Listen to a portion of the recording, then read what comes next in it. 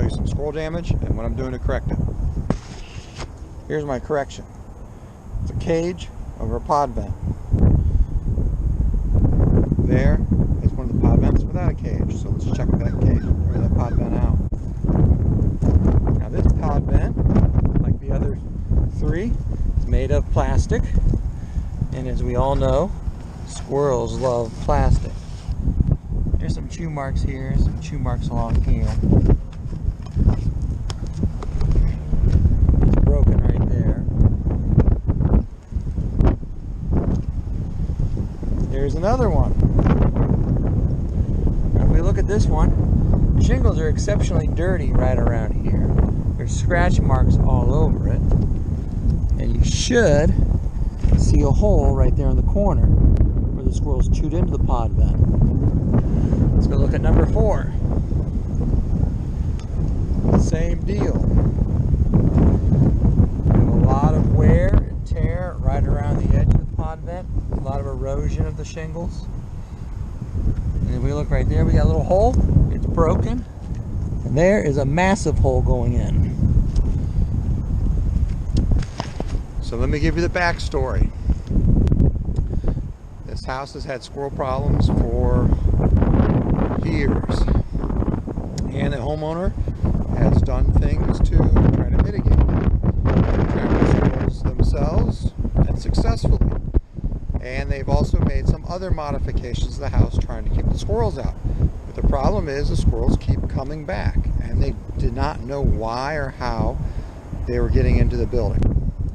So they hired me to come out, and I did a bunch of snooping around, and I spotted the holes in these pod vents. What I believe happened, or my hypothesis, is the homeowners, as they were sealing up the house and getting rid of the squirrels, they forced the squirrels to find another way into or out of the building. Normally, squirrels leave these vents alone. But a few times a year, I find the squirrels getting in these vents.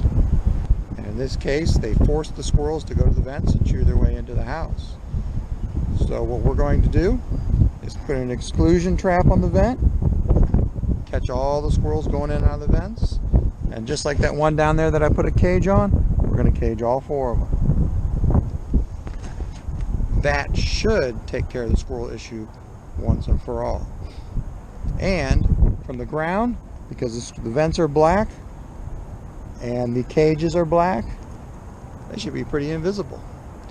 And being that they're steel, no squirrel will be chewing through those steel cages. So that's how we're going to fix this. And if you suspect squirrels getting in and out of your house, check out your pod vents if you can safely.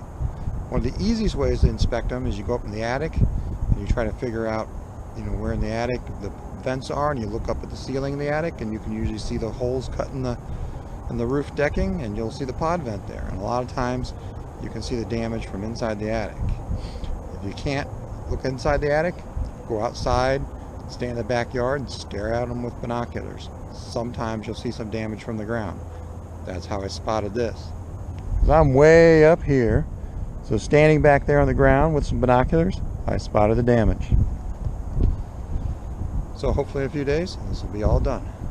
And if you're ever getting your roof done and they want to put plastic vents on your roof, like these, tell them no.